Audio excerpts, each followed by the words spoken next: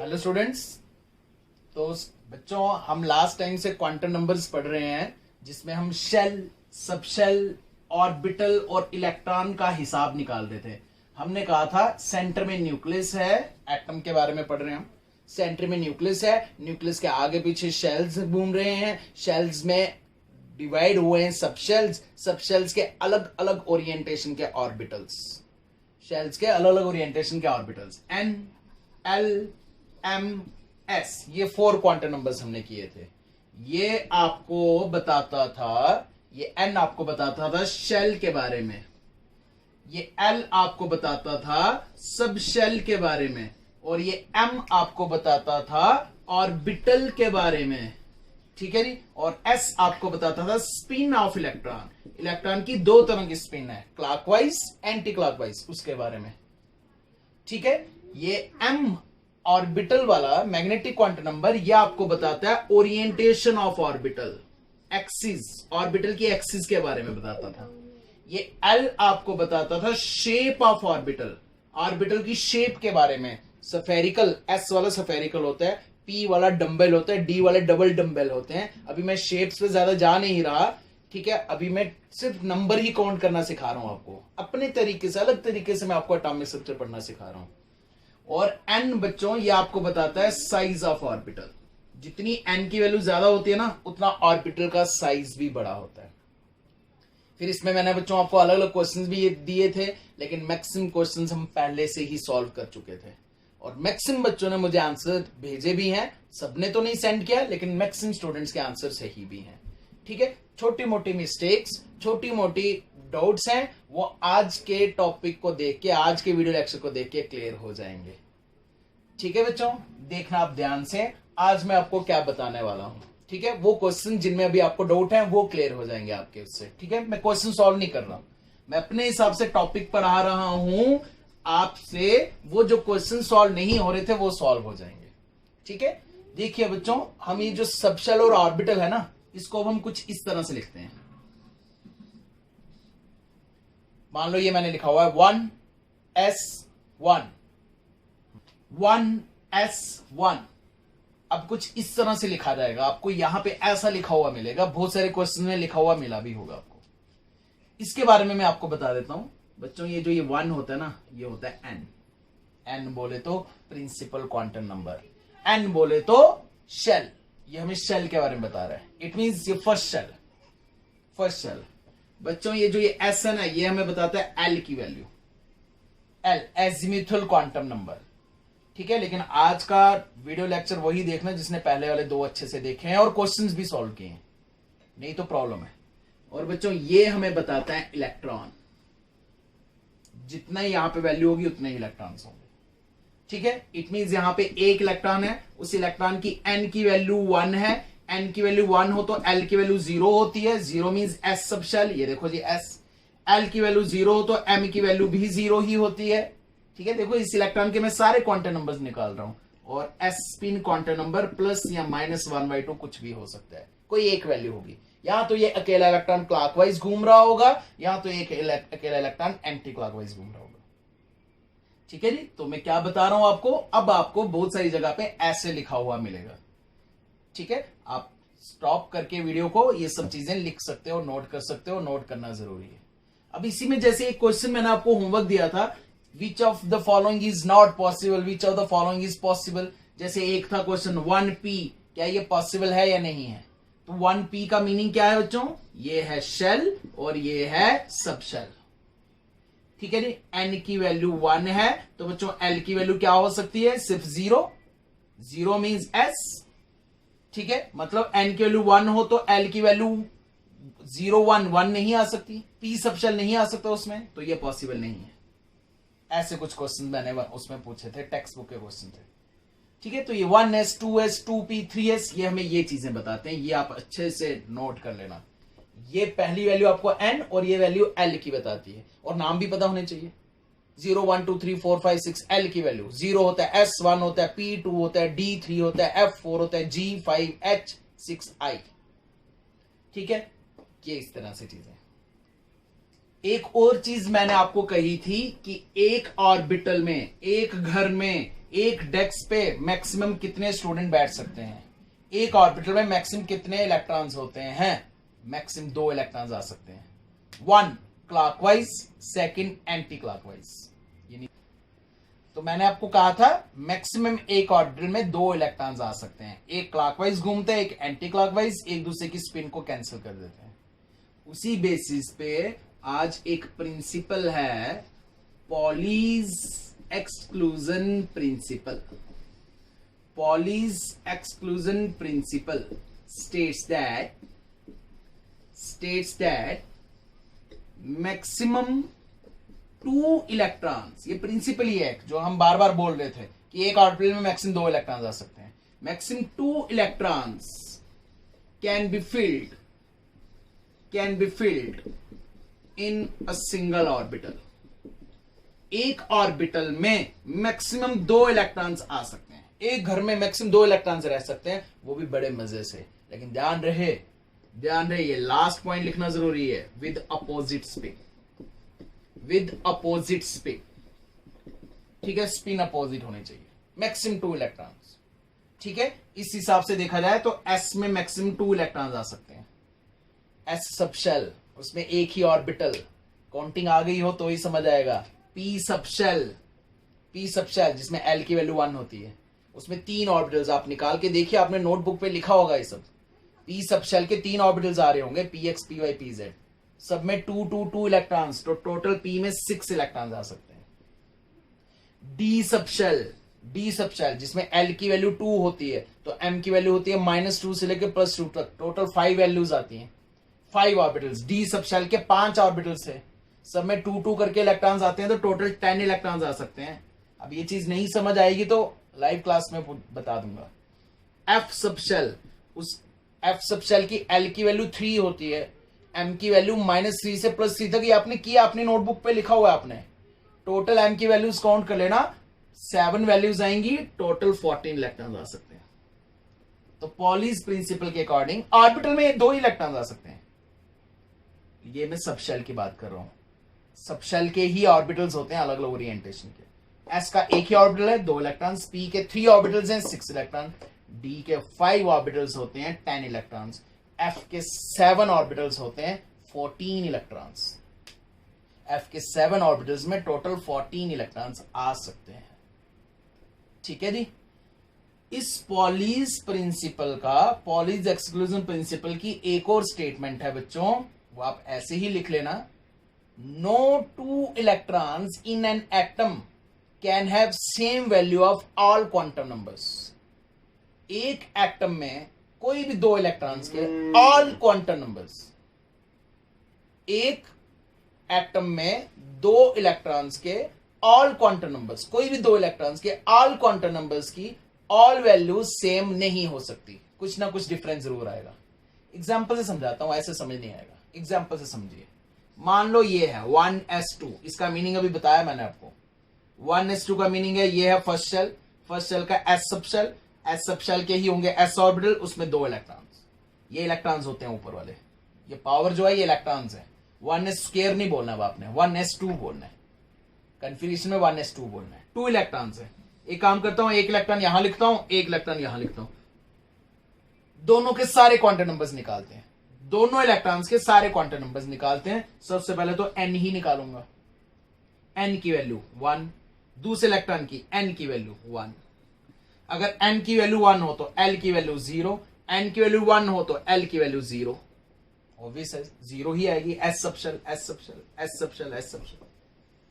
l की value 0 तो m की वैल्यू क्या आएगी 0, l की वैल्यू 0 तो m की वैल्यू क्या आएगी 0। देखो सारे क्वांटम नंबर सेम आ रहे हैं, सारे क्वांटम नंबर सेम आ रहे हैं, लेकिन लास्ट क्वांटम नंबर सेम नहीं आएगा। 2 इलेक्ट्रॉन्स एक ही ऑर्बिटल में, एक का स्पिन क्वांटम नंबर +1/2, दूसरे का स्पिन क्वांटम नंबर -1/2 होगा। यही कहने का मीनिंग है। एक ऑर्बिटल में मैक्सिमम 2 इलेक्ट्रॉन, मतलब 2 इलेक्ट्रॉन्स का बिल्डिंग सेम हो सकती है, घर सेम हो सकता है, रूम सेम हो सकते हैं, डेस्क भी सेम हो सकते हैं, लेकिन घूमेंगे वो अपोजिट स्पिन के साथ, उसके सारे क्वांटम नंबर सेम नहीं हो सकते। ठीक है, कुछ ना कुछ डिफरेंस जरूर आए। अगर स्पिन सेम है तो फिर ऑर्बिटल अलग होगा, स्पिन सेम है तो ऑर्बिटल अलग होगा। No two electrons in an atom can have same value of all quantum numbers. ये था पॉलीज एक्सक्लूजन प्रिंसिपल, जिस बेस पे सही पॉइंट हमने ये निकाला। ये है सही पॉइंट कि एस में मैक्सिमम 2 इलेक्ट्रॉन्स, पी में मैक्सिमम 6 इलेक्ट्रॉन्स, डी में मैक्सिमम 10 इलेक्ट्रॉन्स और एफ में मैक्सिमम 14 इलेक्ट्रॉन्स आ सकते हैं, क्योंकि उसके 7 ऑर्बिटल्स। ठीक है जी, अब आगे बढ़ते हैं। ठीक है, आगे एक और चीज आपको बताता हूं, ये सब आपने पॉज करके लिखना है बच्चों। ठीक है, अब ध्यान से देखना जी। ये देखिए मैं यहां पे लिख रहा हूं n इक्वल टू 1। सोच रहा है n इक्वल टू 1 का क्या मीनिंग है? n इक्वल टू 1 का मीनिंग है फर्स्ट शेल। फर्स्ट शेल में कितने सब शेल्स? एक ही सब शेल। जितने नंबर वाला शेल होता है उसमें उतने ही सब शेल्स होते हैं। ये सब हमने लास्ट लेक्चर में पढ़ा है। फर्स्ट शेल में एक ही सब शेल होता है, उसका नाम होता है 1s। ऐसे लिखना है हमने 1s। ठीक है, 1p नहीं होता, 1d नहीं होता, फर्स्ट शेल में एक ही होता है, n इक्वल टू 0 बस। ऐसे ही आगे बढ़ते हैं। n इक्वल टू 2 का क्या मीनिंग है? n इक्वल टू 2 का मीनिंग है सेकंड शेल। 2 शेल्स नहीं, second shell. Nucleus, first shell, second shell. Second shell में कितने सब शेल्स? जितने नंबर वाला शेल उसमें उतने ही सब शेल्स होते हैं। ये शॉर्टकट मैंने आपको बताए हैं। सेकंड शेल में 2 सब शेल, एक होता है s, एक होता है p। 1 is s, second is p। 2s 2p। ठीक है, ये 2s नहीं है, ये सेकंड शेल का s है। ये 2p नहीं है, ये सेकंड शेल का p है। n इक्वल टू 3 का क्या मीनिंग है? n इक्वल टू 3 का मीनिंग है थर्ड शेल। और थर्ड शेल में कितने सब शेल्स होते थे? थर्ड शेल में 3 सब शेल्स होते थे, s, p and d। Third shell में s भी था, p भी था, d भी था। ये 3s नहीं है, ये थर्ड शेल का s है। बार बार बोल रहा हूं बच्चों मैं आपको, ये थर्ड शेल का s ऑर्बिटल या सबशेल। सबशेल के ही ऑर्बिटल्स होते हैं अलग अलग ओरिएंटेशन पे। ऐसे ही बढ़ते जाओगे। n इक्वल टू 4 मतलब फोर्थ शेल। फोर्थ शेल में 4 सबशेल्स, s भी था, p भी था, d भी था और f भी था, 4f। n equal to 5 fifth shell, उसमें 5 सब शेल थे, s था, p था, d था, f था, g भी था, बट GHI वो हाइपोथेटिकल है बच्चों, इसलिए उसको हम नहीं लिखेंगे। हम f तक ही रखेंगे चीज, क्योंकि अभी तक इलेक्ट्रॉन्स f तक ही फिल हुए हैं। n इक्वल टू 6 मतलब 6 शेल। 6th शेल में 6 सब शेल्स थे, s भी था, p भी था, d भी था, f भी था, g भी था, h भी था। हम f तक ही लिखेंगे क्योंकि इलेक्ट्रॉन्स अभी तक f तक ही फिल हुए हैं। एंड लास्ट, अभी तक हमने इलेक्ट्रॉन 7th शेल तक फिल किए हुए हैं, तो n इक्वल टू 7 लिखता हूं। n इक्वल टू 7 मतलब 7th शेल। 7th शेल में 7 सब shell, s, p, d, f, g भी होता है, h भी होता है, i भी होता है, बट GHI हाइपोथेटिकल है इसलिए हम नहीं लिखेंगे, हम इतना ही लिखेंगे। देखो शेल सब शेल, अभी मैंने ऑर्बिटल नहीं लिखे। अब देखो कितनी कंफ्यूजन है, कितनी कंफ्यूजन है। मान लो कार्बन की बात करता हूं, कार्बन जिसका एटॉमिक नंबर 6 है, कार्बन जिसका एटॉमिक नंबर 6 है। एटॉमिक नंबर वर्ड का मीनिंग भी मैंने आपको बताया है। एटॉमिक नंबर होता है number of protons, positive charge के प्रोटॉन। और एक न्यूट्रल एटम में जितने प्रोटॉन्स उतने ही इलेक्ट्रॉन्स। बच्चों प्रोटॉन्स तो न्यूक्लियस में, कार्बन के 6 प्रोटॉन वो तो न्यूक्लियस में, 6 इलेक्ट्रॉन्स शेल्स में, शेल्स के सब शेल्स में, सब शेल्स के ऑर्बिटल्स में 6 इलेक्ट्रॉन्स अलग अलग ढंग से घूम रहे होंगे, कोई क्लॉकवाइज कोई एंटी क्लॉकवाइज। पूरी इंफॉर्मेशन चाहिए, तो हम कैसे बताएंगे ये 6 इलेक्ट्रॉन्स कहां पर नहीं है? देखो कितनी प्रॉब्लम है, कहां पे भरे ये 6 इलेक्ट्रॉन्स। तो इसके लिए हम एक और रूल करेंगे, एक और प्रिंसिपल करेंगे, Aufbau's principle. Aufbau's principle, AFBAU past of S, Aufbau's principle लिख लीजिए अपनी नोटबुक पे। अबोव्स प्रिंसिपल लिखिए, मैं लिखवाता हूं। This principle states that, heading लिख लो, ये भी बनाना है अभी हमने, ठीक है, पहले ये लिख लीजिए। This principle states that orbital with less energy, this principle states that orbital with less energy filled first। ये प्रिंसिपल कहता है इतने शेल, इतने सबशेल और उनके ऑर्बिटल्स किसको पहले भरें, किसको बाद में भरें। कार्बन के 6 इलेक्ट्रॉन है, किस कहां कहां पे भरें, कैसे कैसे इलेक्ट्रॉन्स फिल करें। तो ये रूल कहता है, ये प्रिंसिपल कहता है जिस ऑर्बिटल की एनर्जी कम है, जिस ऑर्बिटल की एनर्जी कम है, जो ज्यादा स्टेबल है, उसको पहले भरो। ठीक है, देखिए बच्चों यहां पे इस चीज को करने से पहले मैं आपको स्टेबिलिटी और एनर्जी का रिलेशन समझा देता हूं। स्टेबल का मतलब होता है आराम से, स्टेबल कोई टेंशन नहीं, और अनस्टेबल मतलब आराम से नहीं है, भाग दौड़ चल रही है। स्टेबिलिटी और एनर्जी का इनवर्स रिलेशन है, स्टेबिलिटी और एनर्जी का इनवर्स रिलेशन है, समझिए ध्यान से। हम अपनी बात करते हैं, अगर हम फुल ऑफ एनर्जी, अगर हम फुल ऑफ एनर्जी हैं, ठीक है, तो हम उस एनर्जी को यूटिलाइज करते हैं, वर्क करते हैं, भाग दौड़ करते हैं, दौड़ रहे हैं यहां से वहां, वहां से यहां, अनस्टेबल। दौड़ रहे हैं तो अनस्टेबल, दौड़ते दौड़ते दौड़ते दौड़ते वर्क करते करते एनर्जी रिलीज की, एनर्जी रिलीज की, एनर्जी कम हो गई, थक गए, एक जगह बैठ गए, थोड़े से स्टेबल, आराम से हो गए। एनर्जी कम होगी तो स्टेबिलिटी बढ़ गई, और ज्यादा थक गए, और ज्यादा एनर्जी रिलीज की तो लेट गए, आराम से लेट गए, और ज्यादा स्टेबल, और ज्यादा एनर्जी कम हो गई है।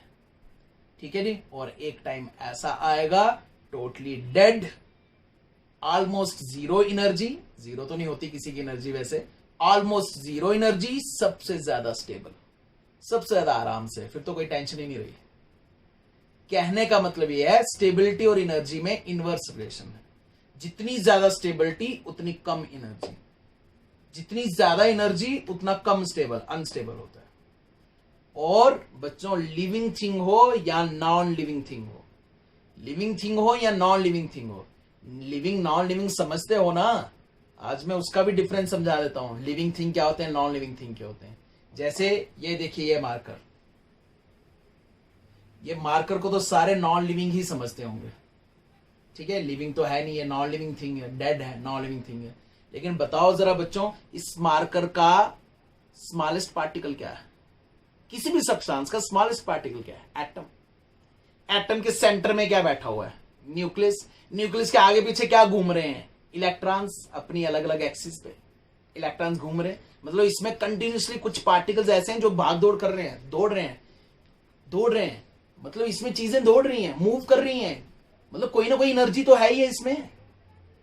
ठीक है, तो ये लिविंग हुआ, नॉन लिविंग हुआ, मूवमेंट के हिसाब से तो ये लिविंग हुआ। ठीक है ना, इसीलिए बच्चों हम कहते हैं, हमारी सबकी ओल्ड पुरानी बुक्स में भी लिखा हुआ है, कण कण में है भगवान। कण मतलब पार्टिकल, भगवान मींस एनर्जी।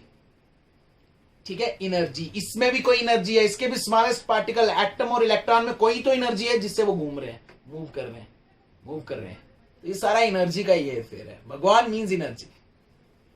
ठीक है, अच्छे भगवान मतलब पॉजिटिव एनर्जी, और जो आपकी बुराई कर रहे हैं शैतान मतलब नेगेटिव एनर्जी, सिंपल सी बात। ठीक है, तो ये कहानी है इसकी।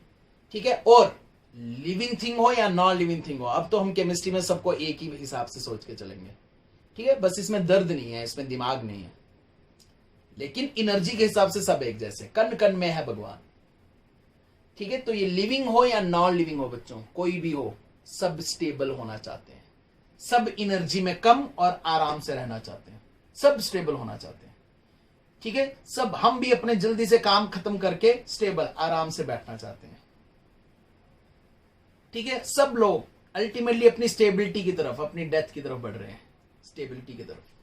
ठीक है, इसको अगर मैं ऐसे उल्टा हवा में लटका दूं, देखो ऐसे किसी को उल्टा हवा में लटकाया हो तो वो तो हाईली अनस्टेबल हो गया, है ना, और अगर इसको छोड़ दूं तो क्या होगा, ये नीचे गिर जाएगा। ठीक है, क्यों गिरा नीचे, क्यों गिरा नीचे, स्टेबल होने के लिए नीचे गिरा। ठीक है, उसका रीजन ग्रेविटेशन हो सकता है, उसको न्यूटन ने बोला होगा, लेकिन न्यूटन के बोलने से पहले भी ये नीचे ही गिरता था बच्चों, स्टेबल होने के लिए। यहां पे इसकी पोटेंशियल एनर्जी हाई थी। ठीक है, इसने अपनी एनर्जी को काइनेटिक एनर्जी में कन्वर्ट किया, रिलीज किया, और ये देखो स्टेबल हो गया अब नीचे बैठ के। अब इसकी हाइट जीरो हो गई, पोटेंशियल एनर्जी जीरो हो गई। तो हर कोई लिविंग हो या नॉन लिविंग हो, जल्दी से एनर्जी रिलीज करके वो स्टेबल होना चाहता है। यही हाल यहां पे भी है। अगर कार्बन के 6 इलेक्ट्रॉन्स हैं तो वो 6 इलेक्ट्रॉन्स बच्चों स्टेबल होना चाहते हैं, वो 6 इलेक्ट्रॉन न्यूक्लियस के पास रहना चाहते हैं। तो इसलिए कहा orbital with less energy filled first, जिन ऑर्बिटल्स की एनर्जी कम है उसको पहले भरो, इसमें से उसी को पहले भरना है जिसकी एनर्जी कम है। अब मैं बताता हूं कैसे आपको पता चलेगा किसकी एनर्जी कम है। ठीक है, इसके लिए आपको क्या करना है, एक लाइन ऐसे ड्रा करनी है जो 1s को काटेगी। अलग पेन से या पेंसिल से कर सकते हो आप, और इसके पैरेलल लाइंस ड्रा करते जाओ, बड़े आराम से कर लोगे यार। इसे पैरेलल लाइंस ड्रा करते जाओ, जो जो कट रहा है उसको काटते जाओ, जो जो कट रहा है उसको काटते जाओ, जो जो कट रहा है उसको काटते जाओ। ये लो जी। अब अपनी गाड़ी राइट साइड से सबसे टॉप से, सबसे ऊपर से स्टार्ट करना और चलते जाओ रोड बाय रोड, चलते जाओ रोड। देखो सबसे पहले कौन आया बच्चों, सबसे पहले आया 1s, फर्स्ट शेल का s, सब शेल का s ऑर्बिटल जो न्यूक्लियस के सबसे पास है। ठीक है, इसकी एनर्जी सबसे कम है, इसको सबसे पहले फिल करना है, इसको सबसे पहले फिल करना है। ठीक है, चलते जाओ 1s, इधर लिखता हूं मैं, इसको हटाता हूं। ये देखिए सबसे पहले मुझे 1s भरना है, फर्स्ट शेल का s, सब शेल का s ऑर्बिटल जिसमें कितने इलेक्ट्रॉन्स आ सकते हैं, s में 2 इलेक्ट्रॉन्स आ सकते हैं। वो पॉलिस प्रिंसिपल ने बता दिया, वो स्पिन क्वांटम नंबर ने बता दिया। चलते जाओ जी, रोड खत्म हो गया, छोड़ दो इस रोड को, दूसरे रोड पे आ जाओ, दूसरे रोड पे आ जाओ, चलते जाओ चलते जाओ। देखो रास्ते में सबसे पहले कौन आया, 2s। तो बच्चों 1s के बाद आपने 2s को फिल करना है। 2s का मतलब है सेकेंड शेल का s सब शेल, 2s नहीं है, सेकेंड शेल का s, और s में हमेशा कितने इलेक्ट्रॉन्स आते हैं, 2। अब कहीं ये नहीं बहुत सोचना 2s है तो 4 इलेक्ट्रॉन्स हो गए, नहीं, ये सेकेंड शेल का वही s है, सफेरिकल वही s, और उसमें 2 ही इलेक्ट्रॉन आएंगे हमेशा। ठीक है, चलते जाओ आगे, रोड खत्म हो गया, आगे बढ़ो। ये देखिए अब रास्ते में आ रहा है 2p, तो 2s के बाद आपको 2p को फिल करना है, सबसे कम एनर्जी वाला पहले। आपको ऐसे भी क्वेश्चन आ सकते हैं, बताओ किसकी एनर्जी कम, तो जो पहले आ रहा है उसकी एनर्जी कम। कौन ज्यादा स्टेबल, जो पहले आ रहा है वो ज्यादा स्टेबल। किसको पहले फिल करना है, जो पहले आ रहा है उसको पहले फिल करना है। 2p सेकेंड शेल का p, और p में कितने इलेक्ट्रॉन्स आ सकते हैं, ऑर्बिटल में तो 2 ही आ सकते हैं, लेकिन p के 3 ऑर्बिटल्स थे, px py pz, उसके 3 ऑर्बिटल से टोटल 6 इलेक्ट्रॉन्स आ सकते हैं। 2p के बाद आगे बढ़ो 3s, 3s में कितने इलेक्ट्रॉन आते हैं, 3s में 2 ही आएंगे। रोड खत्म हो गया, अगले रोड पे आ जाओ, 3s के बाद 3p, 3p में फिर से 6 इलेक्ट्रॉन्स। 3p के बाद आगे बढ़ो 4s, 4s में फिर से 2 इलेक्ट्रॉन्स। रोड खत्म हो गया, आगे बढ़ते जाइए नेक्स्ट रोड पे 3d, 3d में 10 इलेक्ट्रॉन्स। अब यहां तक देखना, वैसे तो आगे आगे बढ़ सकते हो आप। ये देखो, ये फर्स्ट शेल है, ये सेकंड शेल है, ये थर्ड शेल है। फर्स्ट शेल, ये फर्स्ट शेल है 1s, फर्स्ट शेल, इसमें 2 इलेक्ट्रॉन्स, फर्स्ट शेल में 2 ही आ सकते हैं। सेकंड शेल, सेकंड शेल में 2 इसके और 6 इसके, टोटल 8 इलेक्ट्रॉन्स, सेकंड शेल में 8 ही आ सकते हैं। थर्ड शेल, थर्ड शेल, ये थर्ड शेल है, आगे फोर्थ है, ये थर्ड शेल, इसमें 8 इलेक्ट्रॉन्स, तो हो गया ना 2 8 8। ये आपका 9 10th का आ गया 2 8 8। लेकिन एक्चुअली ध्यान दो अगर, तो बच्चों अभी 3d भी है, ये भी तो थर्ड शेल ही है, ये भी तो थर्ड शेल है। एक्चुअली बीच में 4s आ रहा है, फोर्थ शेल आ रहा है। फोर्थ शेल क्यों आ रहा है, क्योंकि फोर्थ शेल के s की एनर्जी इससे कम है, इसलिए पहले उसको फिल करना है। मतलब nucleus first shell s fill किया, सेकंड शेल s और p फिल किया, थर्ड शेल s और p फिल किया, फिर फोर्थ शेल में चले गए, उसमें s फिल करके वापस थर्ड शेल में आए। ये भी मैं बताता हूं अच्छे से, इसलिए हम 9 10th में 2 8 8 पढ़ते थे, लेकिन है 2 8 8 ये और 10 ये 18। थर्ड शेल में मैक्सिमम 18 इलेक्ट्रॉन्स आ सकते हैं। हम 9 10th में 2 8 8 क्यों पढ़ते थे, क्योंकि 9 10th में हमने एटॉमिक नंबर 20 तक ही किया था। देख लो यहां तक 20 आते हैं, 2 2 4 6 10 12 18 20, इसलिए हम 9 10th में 2 8 8 फिल करते थे। ठीक है, फोन पॉज करके वीडियो रोक के आप ये सब बनाओ, ठीक है, और उसको देख देख के अब आपने करनी है ये सब अलग अलग एलिमेंट्स की करनी है इलेक्ट्रॉनिक कॉन्फ़िगरेशन।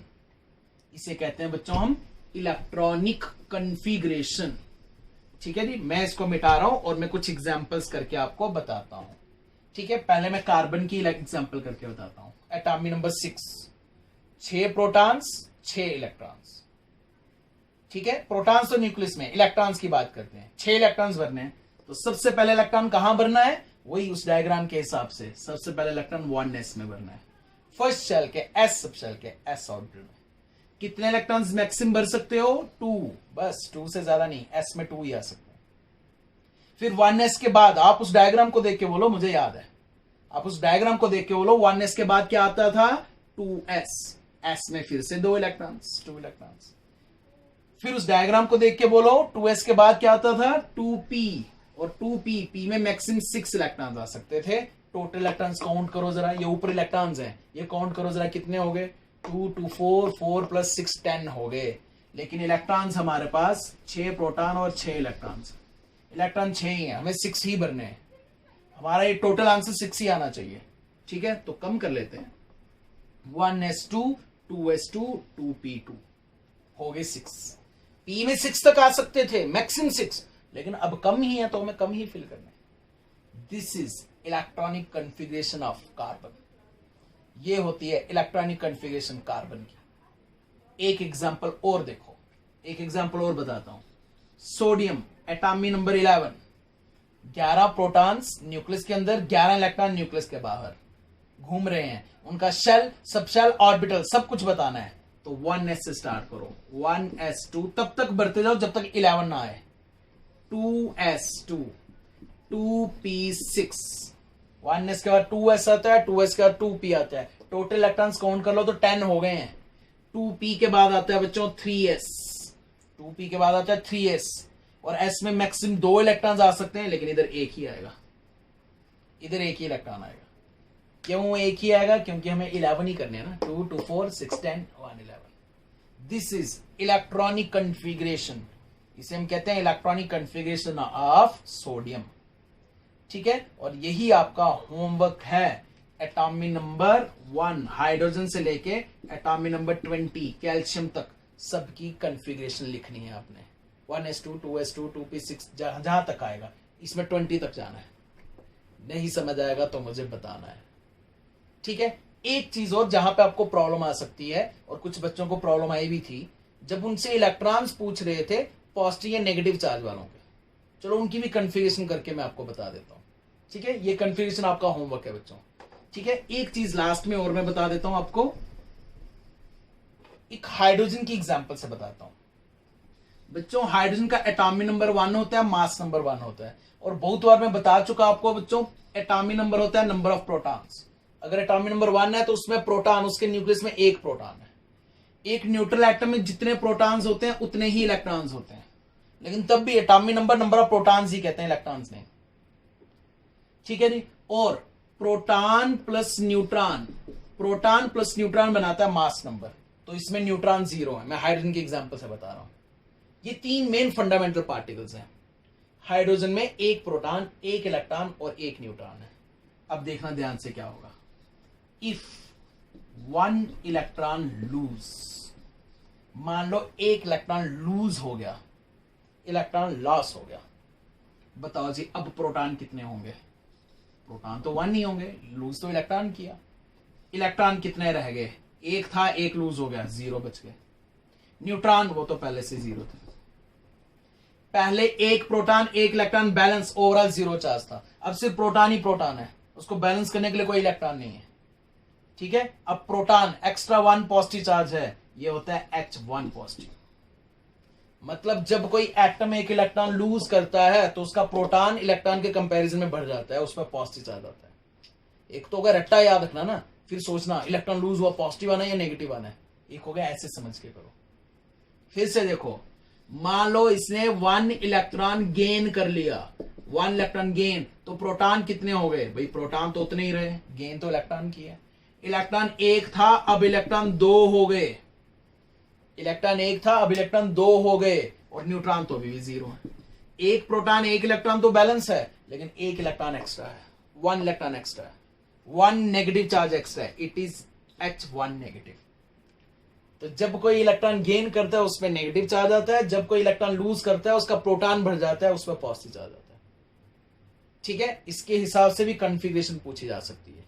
1 नेगेटिव का मतलब है, H1 नेगेटिव का मतलब है एक इलेक्ट्रॉन उसका था, एक और आ गया, अब 2 इलेक्ट्रॉन की कॉन्फ़िगरेशन करनी है आपने। ठीक है जी, ये चीजों का, छोटी छोटी चीजों का ध्यान रखिए, इसलिए मैं बहुत स्लो स्पीड से ये सारी चीजें पढ़ा रहा हूं। आपको जब भी एटम का स्ट्रक्चर रिवाइज करना है, आपको ये सारी चीजें, पूरे क्वांटम नंबर्स की 2 क्लासेस एक साथ, ठीक है, और आज का और एक और कल का वीडियो लेक्चर एक साथ, 4 वीडियो लेक्चर एक साथ देखने हैं, ठीक है, जो 2 आवर से ज्यादा के नहीं होंगे। 2 घंटे में आप पूरा एटम का स्ट्रक्चर समझ सकते हो मेरे वीडियो लेक्चर से। ठीक है जी, होमवर्क कीजिए और बाकी हम लाइव क्लास में आ जाते हैं। जय हिंद, जय भारत।